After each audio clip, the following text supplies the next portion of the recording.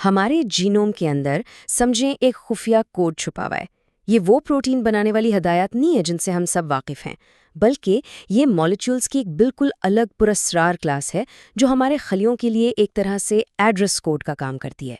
یہی کوڈ ہماری صحت کو کنٹرول کرتا ہے اور بیماریوں کی بنیاد بھی بن سکتا ہے۔ تو آج ہم لانگ نان کوڈنگ RNAs یعنی LNC-RNAs کی دنیا میں گہرائی سے اتر رہے ہیں۔ یہ سوال صرف سوچنے کی بات نہیں ہے، بلکہ یہ ہمیں سیدھا نان کوڈنگ RNA کی پراسرار دنیا کے دل میں لے جاتا ہے، اور یہ ہمیں یہ سوچنے پر مجبور کرتا ہے کہ جینوم کا وہ حصہ جسے کبھی فضول سمجھا جاتا تھا، شاید زندگی اور موت کے سب سے بڑے رازوں میں سے ایک رکھتا ہو۔ اور دیکھیں، یہ کوئی خیالی بات نہیں ہے۔ اسٹینفورڈ میں ڈاکٹر ہاورڈ چانگ جیسے محققین نے ایک خاص LNC-RNA جسے ہوٹائر کہتے ہیں اور کینسر کے پھیلاؤ کے درمیان ایک بہت ہی تشویشناک تعلق دریافت کیا ہے۔ ان کی تحقیق سے صاف ظاہر ہوتا ہے کہ ہوٹائر کی اونچی سطح 24 مختلف قسم کے ٹیومرز میں خراب نتائج کی پیشگوئی کرتی ہے۔ تو یہاں سمجھنے والی بات یہ ہے، ہاٹ ایئر صرف بیماری کی موجودگی کا ایک نشان نہیں ہے، نہیں، یہ اس سے کہیں زیادہ ہے۔ یہ ایک ڈرائیور ہے۔ یہ کینسر کے خلیوں کو دوبارہ پروگرام کرنے کی طاقت رکھتا ہے، انہیں پورے جسم میں پھیلنے پر مجبور کرتا ہے، بالکل ایک خاموش کمانڈر کی طرح جو تباہی کا حکم دے رہا ہو۔ تو آخر یہ پراسرار ایجنٹس یعنی LNC-RNAs ہیں کیا؟ یہ 200 نیوکلیوٹائڈ سے زیادہ لمبے RNA مالیکیولز ہیں، لیکن پروٹین بنانے والے RNAs کے برعکس ان کا کام پروٹین بنانا بالکل نہیں ہے۔ ان کی اصل طاقت ان کی ساخت میں چھپی ہے۔ وہ خلیے کے معمار ہیں جو پیچیدہ ڈھانچے بناتے ہیں، یا پھر اہم جینیاتی سوئچ ہیں جو مختلف پروسیسز کو آن یا آف کرتے ہیں۔ بہت عرصے تک سائنسدان انہیں جینوم کا ڈارک میٹر کہتے رہے، ایک بہت بڑا نامعلوم علاقہ جسے وہ صرف ٹرانسکرپشنل شور سمجھتے تھے۔ لیکن اب ہم جانتے ہیں کہ یہ شور نہیں بلکہ ایک پوری سمفنی ہے۔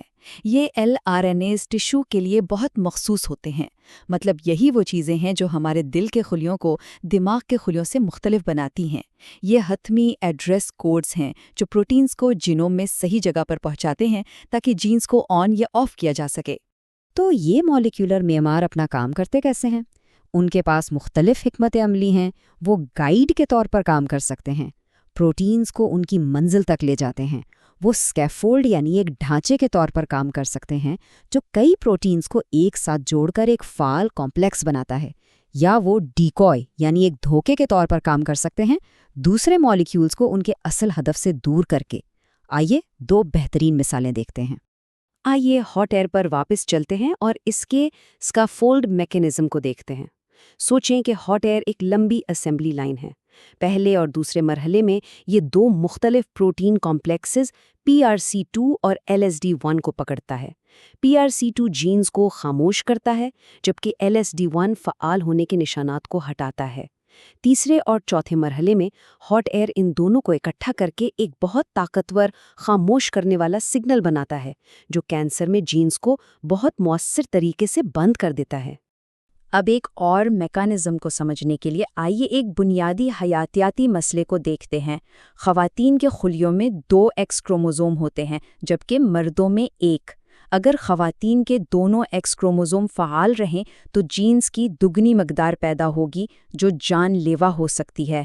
اس لیے ہر خاتون خلیے کو اپنی ایک ایکس کروموزوم کو مستقل طور پہ بند کرنا پڑتا ہے۔ لیکن سوال یہ ہے کہ یہ ہوتا کیسے ہے؟ اس کا جواب ظاہر ہے ایک اور زبردست LNRNA میں چھپا ہے جس کا نام ہے ایکسسٹ۔ ہاٹ ایئر جو کہ ایک اسکیفولڈ کی طرح کام کرتا ہے، اس کے برعکس ایکسسٹ ایک گائیڈ ہے۔ اس کا صرف ایک ہی کام ہے، خاموش کرنے والی مشینری کو ایک پورے ایکس کروموزوم تک پہنچانا اور اسے مکمل طور پر بند کر دینا۔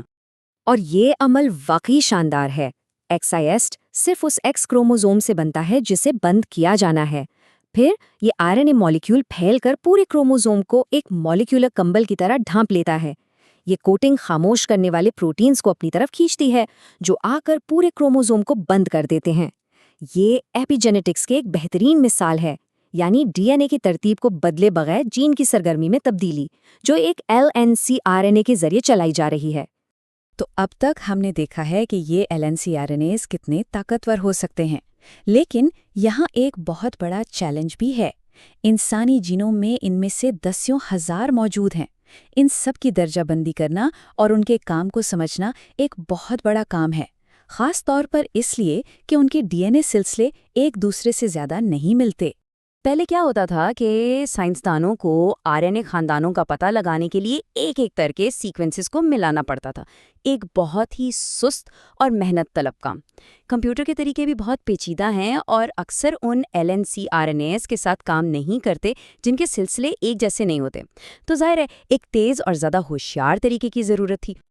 اور یہیں پر آرٹیفیشل انٹیلیجنس یعنی AI میدان میں آتی ہے۔ اصل کمال یہ تھا کہ RNA کی درجہ بندی کے مسئلے کو بائیولوجی کے مسئلے سے ہٹا کر امیج ریکگنیشن کا مسئلہ بنا دیا گیا۔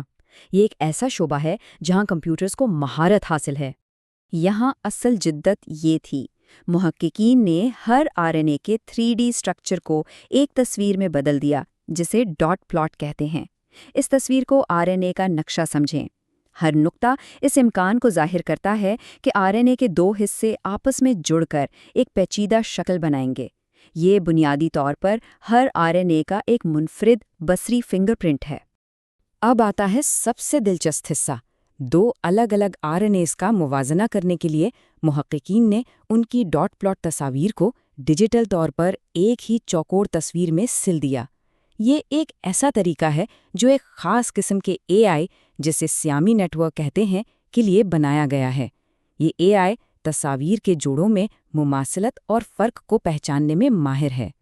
اس کے بعد AI کو ایسی ہزاروں سلی ہوئی تصاویر پر ٹرین کیا جاتا ہے۔ جب دو RNAs ایک ہی خاندان سے ہوتے ہیں تو جڑی ہوئی تصویر میں ایک ہم آہنگ متوازن پیٹرن نظر آتا ہے۔ جب وہ مختلف خاندانوں سے ہوتے ہیں تو تصویر بے ترتیب اور غیر متوازن لگتی ہے۔ وقت کے ساتھ AI ان چھوٹے چھوٹے بصری اشاروں کو پہچاننا سیکھ لیتا ہے جو RNA کے تعلق کی نشاندہی کرتے ہیں۔ اور نتیجہ حیران کن طور پر 85% درست درجہ بندی۔ یہ طریقہ نہ صرف تیز ہے، یہ ایک سیکنڈ میں تقریباً 80 موازنے کر سکتا ہے، بلکہ یہ روایتی طریقوں سے زیادہ درست بھی ہے، خاص طور پر ان LNCRNAs کے لیے جن کے سلسلے آپس میں زیادہ نہیں ملتے۔ اب واپس آتے ہیں اس بات پر کہ یہ سب اتنا اہم کیوں ہے۔ ان مالیکیولز کو سمجھنا اور ان کی درجہ بندی کرنا صرف کوئی سائنسی مشق نہیں ہے۔ جب LNCRNAs ٹھیک سے کام نہیں کرتے تو نتائج بہت تباہ کن ہو سکتے ہیں۔ ہم یہاں صرف کینسر کی بات نہیں کر رہے۔ LNCRNAs الزائمر جیسی نیورو ڈی جنریٹو بیماریوں سے لے کر دل کی بیماریوں اور آٹو امیون عوارض تک ہر چیز میں شامل ہیں، اور یہ فہرست مسلسل بڑھ رہی ہے۔ ان مالیکیولز کو سمجھنا ہمیں ان بیماریوں کی تشخیص اور علاج کے لیے نئے راستے فراہم کر سکتا ہے۔ تو ہم یہاں سے آگے کہاں جاتے ہیں؟ ہم نے تو ابھی جینوم کے ڈارک میٹر کی صرف سطح کو کھرچنا شروع کیا ہے۔ LNCRNAs ہمارے خلیوں کو چلانے والے ایڈریس کوڈز ہیں۔ یہ سوچنا بھی حیرت انگیز ہے کہ ہمارے DNA میں اور کون سے خفیہ پیغامات چھپے ہوئے ہیں جو بس پڑھے جانے کا انتظار کر رہے ہیں۔